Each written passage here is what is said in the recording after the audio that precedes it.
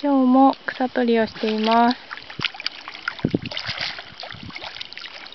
いつもはよすけくんは機械で除草してるんですけど、ちょっと壊れたので手の除草を手伝ってくれてます。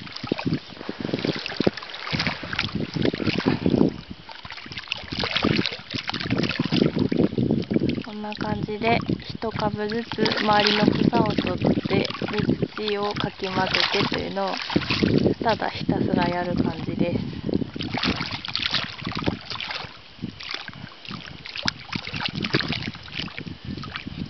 どこか痛いところありますか？痛